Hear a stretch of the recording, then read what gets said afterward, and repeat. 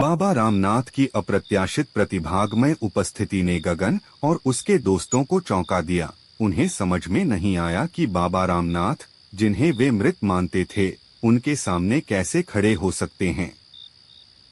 गगन स्थिति को समझने की कोशिश करते हुए सावधानी पूर्वक पूछता है, यह कैसे संभव है बाबा रामनाथ? हमें लगता था कि आप इस दुनिया को छोड़ दिए हैं। बाबा रामनाथ की मुस्कान चौड़ी हो गई जब उन्होंने युवा खोजकर्ताओं के हैरान चेहरों को देखा। मेरे प्यारे बच्चों, उन्होंने आरंभ किया, इस दुनिया में हमारे समझ से परे रहस्य होते हैं। आत्मा का यात्रा भी एक ऐसा ही रहस्य है।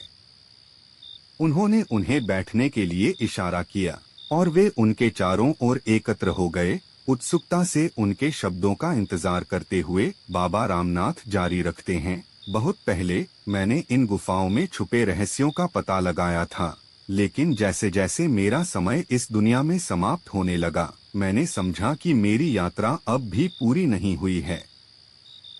गगन और उसके दोस्त ध्यान से उनकी कथा को सुन रहे थे।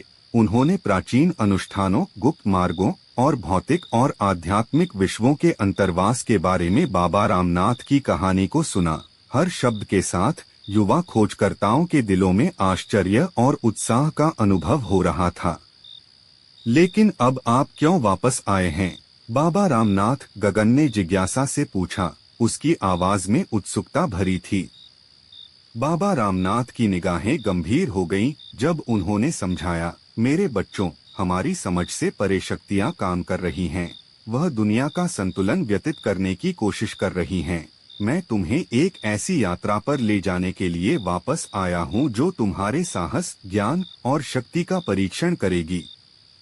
गगन और उसके दोस्त आपस में निगल गए, चुपचाप बाबा रामनाथ के शब्दों का महत्व समझते हुए। उन्हें पता था कि वे अत्याधुनिक रोमांचित यात्रियों की एक असाधारण यात्रा पर निकल रहे हैं, एक ऐसी यात्रा जो उनके जीवन को हमेशा के लिए बदल देगी। और ऐसे ही बाबा रामनाथ के मार्गदर्शन में गगन और उसके दोस्तों ने प्राचीन गुफाओं में छिपे रहस्यों का पता लगाने के लिए अद्भुत यात्रा पर निकला। प्रत्येक कदम पर उन्हें अद्भुत चुनौतियों का सामना करना पड़ा, जैसे कि अनजाने मार्ग, चंद्रमा की तिमिर रात्रि और गुप्त रहस्यों से भरी पाठशाला। लेकिन उन्होंने अपने साहस और संयम से हर चुनौती को पार किया। धीरे धीरे उन्होंने एक पुराने मंदिर के अंदर एक गहरी गुफा की खोज की, जहां एक बड़ा खजाना छिपा होने की अफवाह थी। लेकिन जब वे खजाने के निकट पहुंचे तो उन्हें केवल एक रहस्यमय स्तंभ मिला। उन्होंने स्तंभ को ध्यान से देखा और उसके चारों ओर विचार किया, लेकिन कुछ भी समझ में नहीं आया। तभी एक स्तंभ के पीछे एक गुप्त द्वार मिला, जिसमें एक लोहे का बंदूक छिपी हुई थी।